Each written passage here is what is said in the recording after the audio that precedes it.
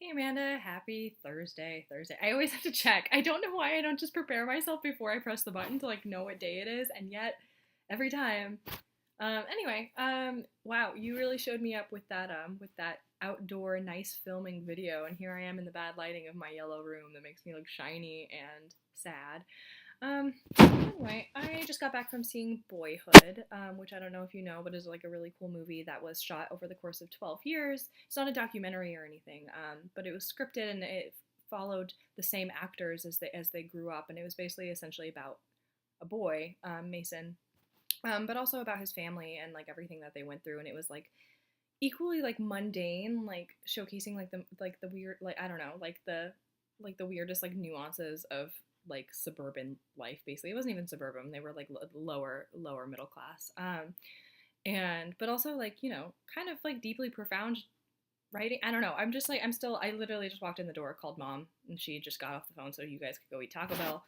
Um, but it was really crazy. It was like kind of like a really awesome artistic experience. I know you won't be able to go see it in theaters because it's rated R, but if you ever have a chance to get your hands on it, you should definitely watch it. It if anything was a really cool experiment that could have gone wrong in so many ways, but wound up being like 3 hours of awesomeness that I could have just watched forever. And it's put me in like kind of like a weird mood, and I don't quite know why, but I'm kind of feeling it's hard to put into words. It's like the thing about this is it showcased like to an audience like things that were like really mundane. You know what I mean?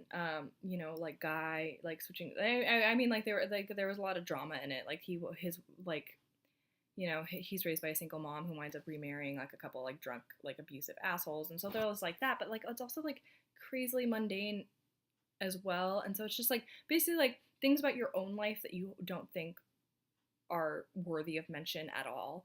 And it was, but like being framed in a cinematic way that makes them seem more profound than they actually are. Like there are things that I didn't remember about my own life until reminded by seeing them in this movie. And it was a very weird, cool experience. I don't know how it would be for you.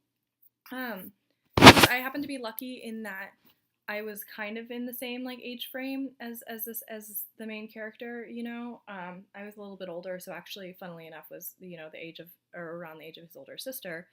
But it was a nostalgia trip like crazy. Anyway, I rambled about this for 3 minutes. Basically, haven't been doing much. I have a babysitting job right now, but just for like 3 days this week and 3 days next week, and that's it. It's kind of a one-off thing. I'm just a 6-year-old girl who's super sweet, and they have a dog, so all's good. 14 bucks an hour. Hello, ka-ching, ka-ching. Um, Other than that, the clock is winding down. I'm glad that you're excited to go back to school.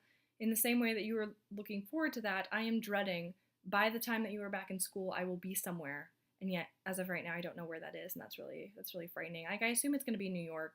I had this Milwaukee job that I told, yeah, but like I don't think I'm gonna get it. I interviewed for it on Monday, but I think I was supposed to hear back this week whether or not I was moving on to like the next round of interviews, and I haven't heard back. So I mean, that's okay though. I'm kind of relieved that that option will be off the table, because if I had to decide between like a paying job in Milwaukee, the was for the location, not for the job. The job would actually be really cool. I don't know if I've mentioned this, I can't, but it was a like a program assistant in an LGBT resource center at a college, and then working part time at my old advisor's sex toy shop. So be living a cool life, but just away from all my friends. So if I had to decide between that, like a paying job, and then just moving to New York in hopes of finding a job, like that would have been really difficult for me. If choosing New York would have seemed like such a more stupid decision if I had a better option.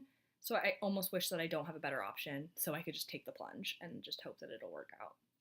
But I actually was supposed to have like a life planning session with Julie after the movie, but then the movie, like I said, was just this like very weird experience that was both like uplifting and depressing, and like way too many life questions swirling around in my head, like that artistic experience, that I didn't actually want to have to worry about life planning tonight. So I think I'm gonna, go read. I've been reading a lot more lately, BT dubs. I'm currently reading The Secret History by Donna Tartt, right? By Donna Tartt. Yes, by Donna Tartt. And it is awesome. I don't know if I could suggest it to you. So I won't. I don't know. It's like a little bit more adult. But it's beautifully written, so I'm enjoying that. It's been a while since I've had a book that I was really wrapped up in. But anyway, so I'm gonna go do that. I'm gonna eat my salad and cut this video short, and I will see you tomorrow and talk to you on Monday. Party up.